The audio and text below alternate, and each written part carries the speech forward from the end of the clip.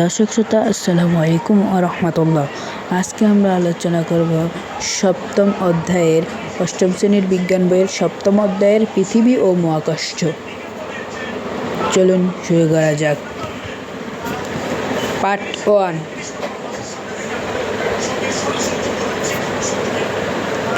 আমরা লাফ দিয়ে উপরের দিকে উঠতে চাইলে বেশি দূর উঠতে পারি না, আবার ভূপৃষ্ঠে ফিরে আসি।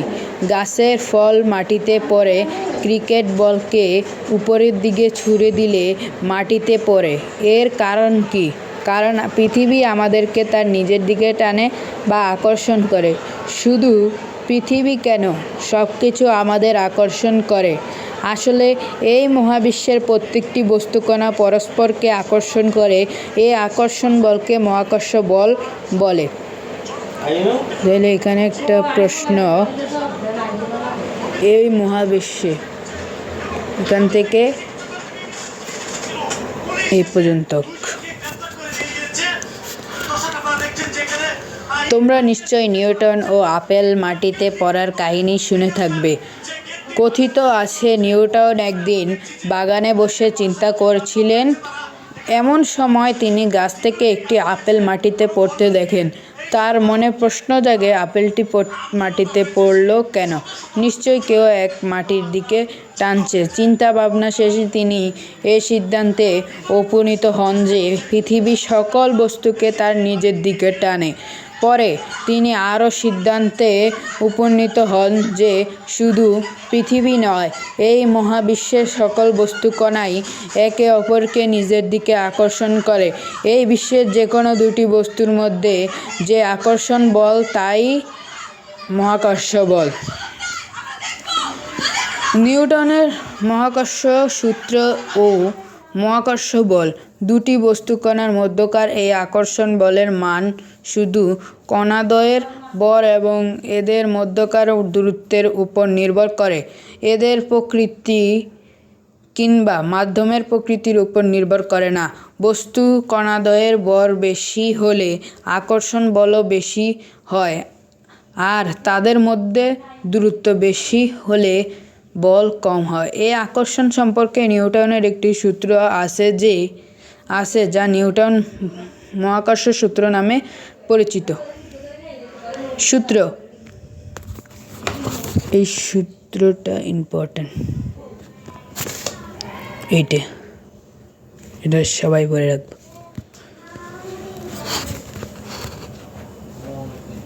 মহাবিশ্বের প্রতিটি বস্তুকণা একে অপরকে নিজের দিকে আকর্ষণ করে। এই আকর্ষণ বলের মান বস্তু কণাদ্বয়ের ভরের গুণফলের সমানুপাতিক এবং এদের দূরত্বের বর্গের বস্তানুপাতিক, এবং এই বল বস্তু কণাদ্বয়ের সংযোগ সরলরেখা বরাবর ক্রিয়া করে। ধরা যাক m1 এবং m2 ভরের দুইটি বস্তুকণা পরস্পর থেকে d দূরত্বে অবস্থিত। চিত্রে এদের মধ্যাকার আকর্ষণ বল F হলে মহাকর্ষ সূত্র অনুসারে F সমান g m2 divided d square. এরপর এখানে একটা চিত্র দেখা যাচ্ছে, এরপরে এটা চিত্র। এখানে জি একটি সমানুপাতিক ধ্রুবক, একে সর্বজনীন মহাকর্ষ ধ্রুবক বলে। এই জি একটি সমানুপাতিক,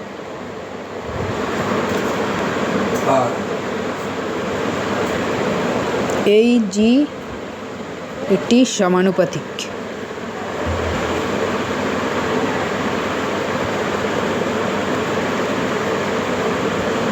এই যেটা সমানুপাতিক ধ্রুবক, একে সার্বজনীন মহাকর্ষ ধ্রুবক বলে। মানে এই জিটাকে সার্বজনীন মহাকর্ষ ধ্রুবক বলে। এর অর্থ হচ্ছে দুটি 1 কিলোগ্রাম ভরের বস্তু 1 মিটার দূরত্বে স্থাপন করলে এরা পরস্পরকে যে বলে আকর্ষণ করে তার মান সংখ্যা গতভাবে জি এর মানের সমান। এখানে একটি প্রশ্ন,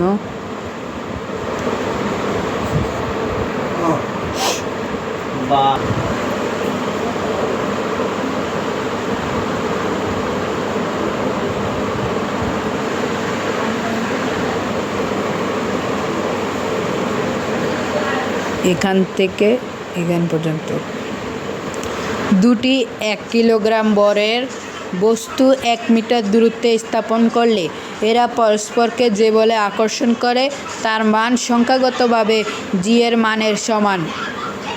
মহাকর্ষের সূত্র অনুসারে আমরা দেখতে পাই নির্দিষ্ট দূরত্বে অবস্থিত দুটি বস্তু কণাদ্বয়ের বস্তুর বরের গুণফল দ্বিগুণ হলে বল দ্বিগুণ হবে।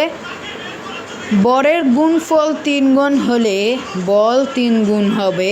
আর নির্দিষ্ট বরের দুটি বস্তু কণার মধ্যবর্তী দূরত্ব দ্বিগুণ করলে বল 1/4 হবে। দূরত্ব 3 গুণ করলে বল 9/1 হবে। তাহলে এই লাইন বুঝতে পারছো? মানে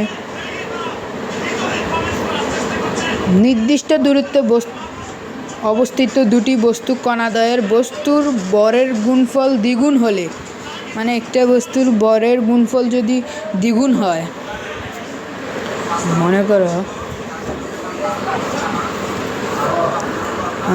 আসে হচ্ছে 50, এটা দ্বিগুণ করলে কি হয়? 100 হয়। এটা দ্বিগুণ করলে 100 হয়, এরকমই।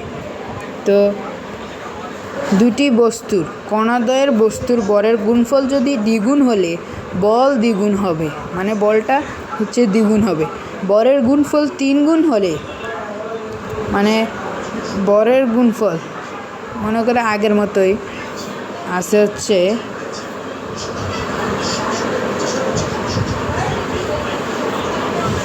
আসে হচ্ছে 50, গুণ করলে 3 হইলে মানে 3 × 5 = 15, মানে 15, আর এই 0 0 1500, 150, আমি কই 1500।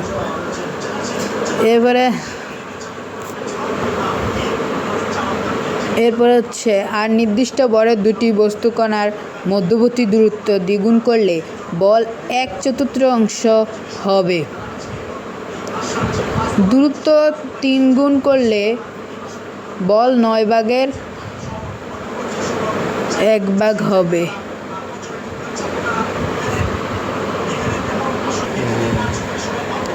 মহাকর্ষীয় বলের পৃথিবী সূর্যের চারদিকে ঘুরে। এবার বলো অন্য সকল গ্রহ সূর্যের চারদিকে ঘুরে কেন? এখন এই উত্তরটা সমাধান করব। এখানে একটা প্রশ্ন দিয়েছে,